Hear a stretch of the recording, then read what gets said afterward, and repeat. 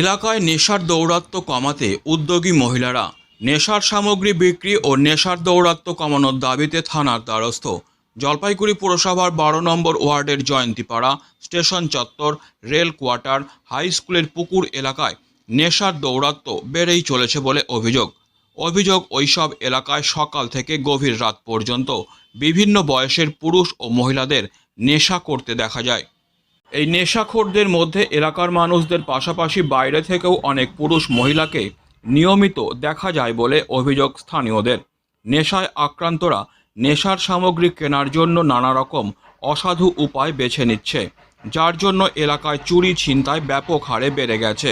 শুধু তাই নয়, নেশার অর্থের জোগাড় করার জন্য বাড়ির লোকেদের ওপর মারধরের অভিযোগও উঠেছে।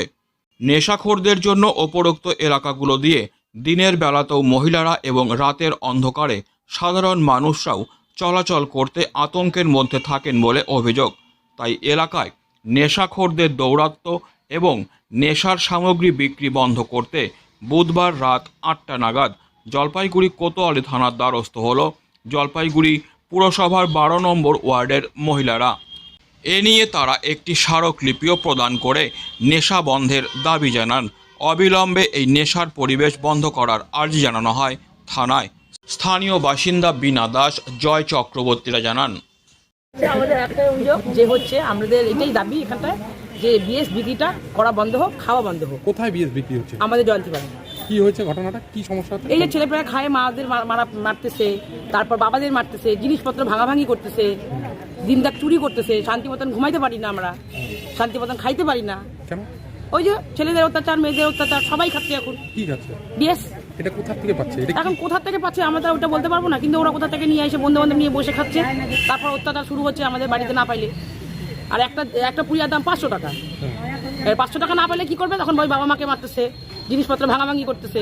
এটাই আপনারা কি চাচ্ছেন? আমরা চাচ্ছি যে প্রশাসনের কাছে একটাই দাবি, যে জিনিসটা বন্ধ করা হোক।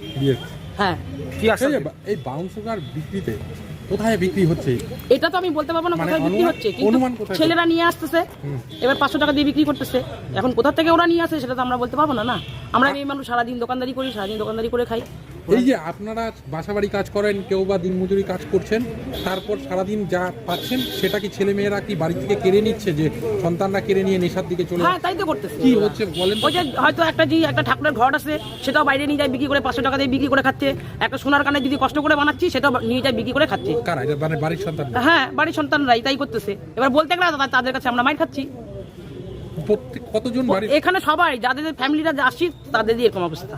মানে ছেলে মেয়ে কারো বর, সবাই একই অবস্থা। মানে আতঙ্কায় থাকি আমরা।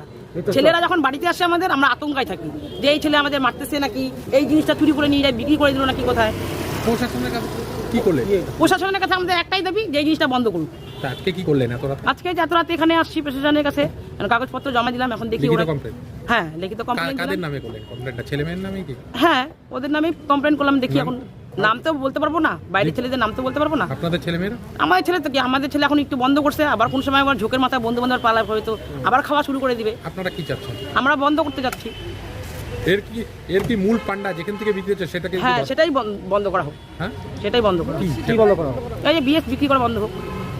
12 নম্বর ওয়ার্ডের স্টেশন চত্বরটা, জয়ন্তীপাড়া, জলপাইগুড়ি হাই স্কুলের পুকুর, ওদিকে হচ্ছে রেল কোয়ার্টার, এই এরিয়াগুলো এখন এমনভাবে মাদক আসক্ত হয়ে গেছে, ওখানকার লোকাল ছেলে এবং কিছু বাইরের ছেলে পেলে এরা সকাল 6টার থেকে দুপুরবেলা 2টোর সময় গেলে, রাত্রি 8টার সময় গেলেও, রাত্রি 10টার সময় গেলেও এগুলো পাওয়া যাবে। এবং এদের এই দৌরাত্মের জন্য দিন দুপুরেও মহিলারা ওখান থেকে যেতে ভয় পাচ্ছে। রাত্রিবেলা তো আপনি ছেড়ে দিন, 8টার পরে তো কোনো একটা মহিলা তো ছাড়, কোনো একটা ছেলে ওখান থেকে যেতে পারবে না। আজকে মোবাইল ছিনতাই, কালকে ওর মানি ব্যাগ চুরি। এটাও যারা ওখানকে বসে নেশা করছে। কি নেশা করছে? সব ধরনের ড্রাগ থেকে শুরু করে লিকুইড তো এখন আর করে না এরা, এটা ট্যাবলেট, ড্রাগ, এসব টাইপের নেশা এরা করছে। কোথা থেকে পাচ্ছে? এটা তো এখন ওরা যারা করছে, এখন ওরাই করতে পারবে। কোথেকে আসে এরা, আপনাদের কি অনুমান? এরা কিছু হচ্ছে ওখানকারই স্থায়ী লোকাল কিছু ছেলে পেলে, আর হচ্ছে কিছু বাইরে, তাদের কিছু সাঙ্গপাঙ্গ বন্ধু বান্ধব, তারা বাইরে কিছু। আপনারা কি করলেন এখন? আমরা এখন থানায় একটা মাতৃপিটিশন জমা দিলাম, এছাড়া আজকে ডিএম অফিসেও জমা দিয়েছি এবং এসপি অফিসেও জমা দিয়েছি আজকে। তারপর আজকে এখন কি বললেন? উনি আশ্বাস দিলেন যে ঠিক আছে ব্যাপারটা দেখবো। এরা কোন পাড়ার ছেলে মেয়ে? এরা হচ্ছে বেশিরভাগই আমাদের ওই জয়ন্তীপাড়া স্টেশন চত্বর, ঝুবড়িপট্টি ওই এলাকা এবং বাইরের ছেলে, বাইরেরগুলো এখন কোথাকার ভালো ঘরের বলতে পারবো না। ছেলেমেয়েরা কি আসে? ভালো ঘরের ছেলেমেয়েরা? হ্যাঁ, ভালো করে ছেলে, মেয়েরাও আছে ওখানে। কি ড্রাগসটা? হ্যাঁ, মেয়েরাও নিচ্ছে, কি নিচ্ছে? ড্রাগও নিচ্ছে, 4 চাকা করে আসে, 2 হুইলার করে আসছে। মেয়েরা হ্যাঁ হ্যাঁ, কোনো দোকানে বিক্রি হচ্ছে না হাতে হাতে বিক্রি হচ্ছে সেই সমস্ত জিনিসগুলো? এটা তো হাতে হাতে? হাতে হাতে বিক্রি, দোকানে না, হাতে হাতে বিক্রি হচ্ছে। প্রয়োজন পড়লে বাড়িতে অর্ডার দিলেও চলে যাচ্ছে নাকি? এরকম হতে পারে? হ্যাঁ, হলো এরকম হচ্ছে। কিরকম হচ্ছে? কেউ যদি অর্ডার দেয় আর কি, যে আমার ফোনে আমাকে লাগবে, বাড়িতেও পৌঁছে দেবে। এখন পরিস্থিতি ওদিকে যাচ্ছে। আপনার নাম? আমার নাম জয় চক্রবর্তী। কি এলাকার লোক?